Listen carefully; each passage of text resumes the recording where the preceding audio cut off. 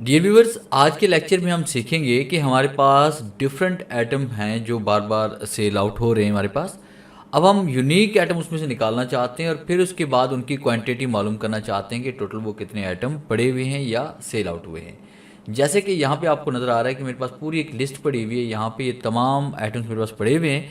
अब इनमें से यूनिक एटम मैंने यहाँ पे फाइंड आउट किए हुए हैं, फिर उसके बाद इन एटम की क्वांटिटी कितनी है इस लिस्ट के अंदर वो मैंने यहाँ पे मालूम की हुई है।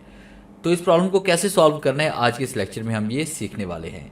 Welcome to Falcon Excel academy. मैं हूं केवल विजय और मैं आज आपको पढ़ाने जा रहा हूं यूनिक काउंट के बारे में। तो सबसे पहला काम आपने क्या करना है कि प्रैक्टिस करने के लिए आपने इस तरह से एक लिस्ट क्रिएट कर लेनी है। इस तरह से डिफरेंट टाइप के आइटम्स आप लिख लेंगे जो प्रोडक्ट आप सेल करते हैं या जिन प्रोडक्ट का रिकॉर्ड आपके पास मौजूद है।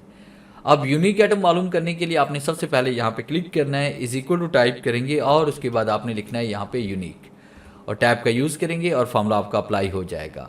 यूनिक का फार्मूला आपको लेटेस्ट वर्जन के अंदर ही मिलेगा। ओल्ड वर्जन जैसे 2010 है, 13 है, 16 है, उसके अंदर शायद ना हो, मगर ये 2019, 2020, 21 और उसके बाद में आने वाले वर्जन तमाम में मौजूद है।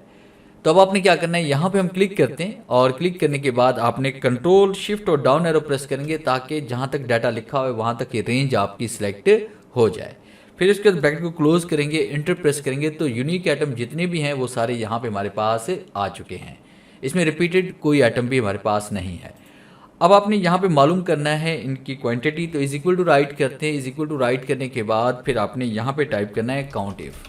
काउंट इफ टाइप करने के बाद फिर आपने सबसे पहले रेंज देनी, तो रेंज आपने एटम पे क्लिक करना है, फिर उसके बाद कंट्रोल शिफ्ट और डाउन एरो प्रेस करेंगे और फिर यहाँ पे आपने कॉमा देना है। कॉमा देने के बाद फिर आपने स्क्रॉलिंग का इस्तेमाल करते हुए ऊपर जाएंगे और यहाँ पे आपने एटम को सिलेक्ट करना है। ब्रैकेट क्लोज और इंटर प्रेस करेंगे तो यहाँ पे देखिए हमारे पास कीबोर्ड 6 टाइम यहाँ पे ऐड हुए हैं और उसके बाद जैसे हम इसको ड्रैग करेंगे तो बाकी तमाम एटम्स का रिकॉर्ड भी हमारे पास यहाँ पे आ रहा है कि माउस 2 मरतबा यहाँ पे इसमें ऐड हुआ है, प्रिंटर 7 है और स्कैनर 2 है, USB 3 है, स्पीकर 1 है, केबल 1 है, उसके बाद LED 2 टाइम यहाँ पे ऐड हुई है।